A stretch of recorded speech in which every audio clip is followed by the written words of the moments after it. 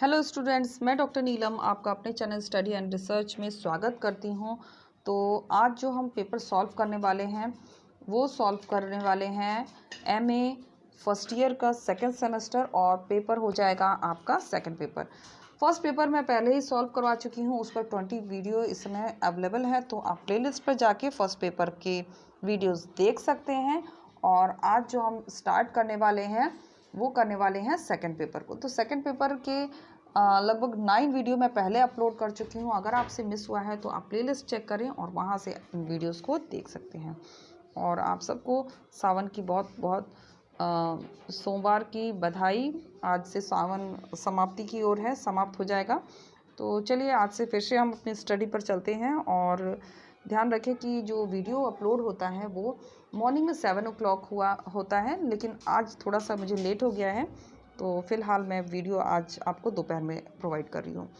तो चलिए सॉल्व करते हैं अपने क्वेश्चन पेपर को।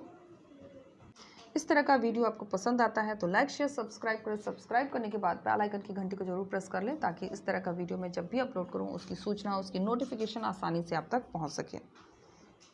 तो हम आगे अपने पहले क्वेश्चन पर। दिसंबर 1992 में हुए कांग्रेस के गया अधिवेशन का अध्यक्ष कौन था, जिसमें स्वराज्यों द्वारा लाया गया काउंसिल प्रवेश का प्रस्ताव भारी अंतर से अस्वीकार कर दिया गया? तो इसमें हो जाएंगे CR दास, और ऑप्शन हमारा यहाँ पे करेक्ट हो जाएगा। मार्च 1923 में स्वराज्य पार्टी की स्थापना कहाँ हुई थी? तो स्वराज्य पार्टी की जो स्थापना हुई है वो हुई है इलाहाबाद में। ऑप्शन हमारा यहाँ पे करेक्ट हो जाएगा। स्वराज्य पार्टी के संस्थापक सदस्य थे, तो स्वराज्य पार्टी की स्थापना करने वाले जो व्यक्ति थे वो हो जाएंगे पंडित मोतीलाल नेहरू, जो कि जवाहरलाल नेहरू के पिताजी हैं, और CR दास। तो ऑप्शन 2 हमारा यहाँ पे करेक्ट होगा। नेक्स्ट पर आते हैं। स्वराज्य पार्टी द्वारा प्रस्तावित काउंसिल प्रवेश की नवीनतम नीति का उद्देश्य है। तो जो नीति का उद्देश्य है, सीधे डायरेक्ट हम आंसर पे आते हैं। केंद्रीय विधानसभा एवं प्रांतीय परिषदों में प्रवेश द्वारा सरकार के कामकाज को रोकने के लिए सतत सुसंगत अविरल अवरोध की नीति का अनुसरण करना। नेक्स्ट पर आते हैं।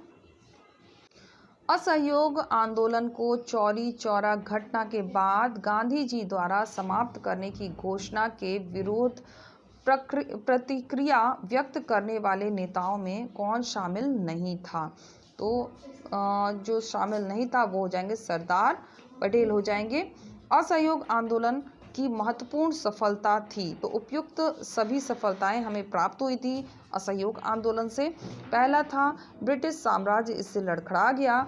दूसरा हो जाएगा राष्ट्रीय एकता और राष्ट्रीय आंदोलन में दृढ़ता आई, और लोगों के मन से अंग्रेजों का जो भय था वो जाता रहा। उपयुक्त सभी हो जाएगा।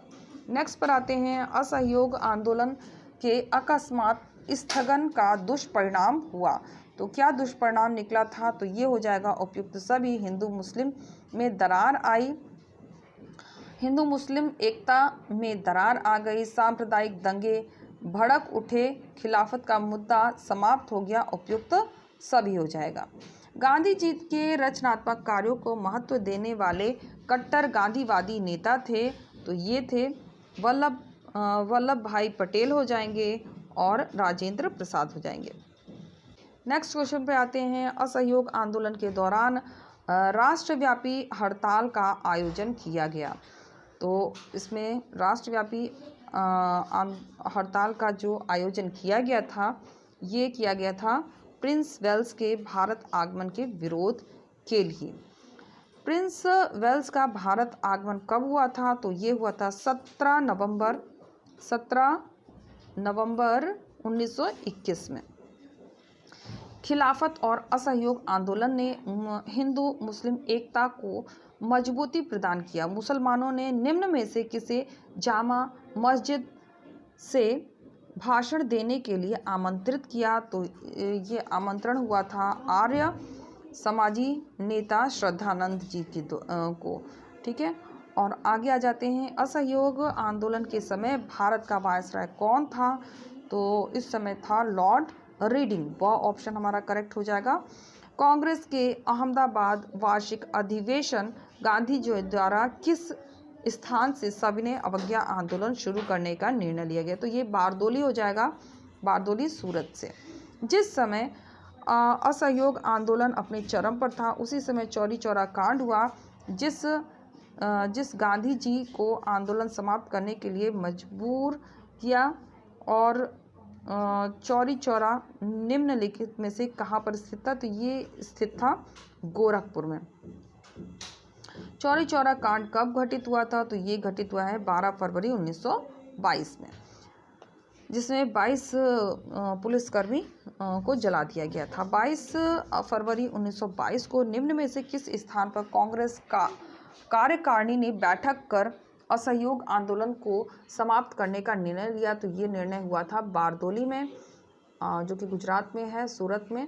असहयोग आंदोलन की समाप्ति की घोषणा पर किसके द्वारा यह उद्गार व्यक्त किया गया कि ठीक उस समय जब नेता का उत्साह चरमोत्कर्ष पर था, वापस लौटने का आदेश दे देना राष्ट्रीय दुर्भाग्य से कम न था? तो ये सुभाष चंद्र बोस थे ऐसा कहने वाले।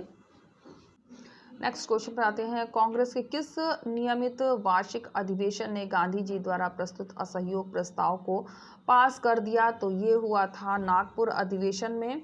इसके बाद गांधी जी के असहयोग आंदोलन के कार्यक्रम में असहमति जताते हुए निम्न में से किसने कांग्रेस से त्याग पत्र दे दिया था? तो ये त्याग पत्र देने वाले थे उपयुक्त सभी हो जाएंगे, मोहम्मद अली जिन्ना, एनी बेसेंट, विपिन चंद्रपाल। तो उपयुक्त हम सभी पे टिक करेंगे। गांधी जी के रचनात्मक कार्यों में शामिल नहीं था तो सरकारी नौकरियों से त्याग पत्र, कानून की अवज्ञा कर ना अदायगी और राष्ट्रीय विद्यालयों की स्थापना उपयुक्त में से कोई नहीं हो जाएगा। नेक्स्ट पर आते हैं। असहयोग आंदोलन के शुरुआत के दिन ही किस महान राष्ट्रवादी नेता की मृत्यु हो गई थी? तो ये मृत्यु हो गई थी बाल गंगाधर तिलक की। असहयोग आंदोलन शुरू करने की घोषणा के बाद गांधी जी ने ब्रिटिश सरकार द्वारा दिए गए किस सम्मान को वापस कर दिया? तो उन्होंने केसरे हिंद को वापस किया, जुलू युद्ध पदक को वापस किया, बोअर युद्ध, इन सभी को वापस किया। तो उत्तर हो जाएगा हमारा द, उपयुक्त सभी। असहयोग आंदोलन गांधी जी के नेतृत्व में शुरू किया गया। तो कहाँ शुरू हुआ? 1 अगस्त 1920 में। असहयोग आंदोलन के बहिष्कार कार्यक्रम में सर्वाधिक सफलता मिली है? तो ये हो जाएगा विदेशी कपड़ों के बहिष्कार से।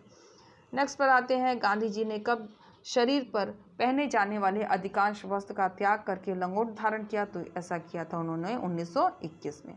तो यहाँ हमारे जो प्रश्न है वो समाप्त होते हैं। उम्मीद है आपको ये प्रश्न पसंद आए होंगे, और इस तरह का वीडियो पसंद आता है तो लाइक शेयर सब्सक्राइब करें। इसके अलावा आप कमेंट भी कर सकते हैं अगर किसी प्रकार की त्रुटि होती है या किसी प्रकार का आप सुझाव देना चाहते हैं तो आप कमेंट बॉक्स का यूज़ करके मुझ तक सूचना पहुंचा सकते हैं। तो मिलते हैं नेक्स्ट वीडियो में। Take care and bye bye.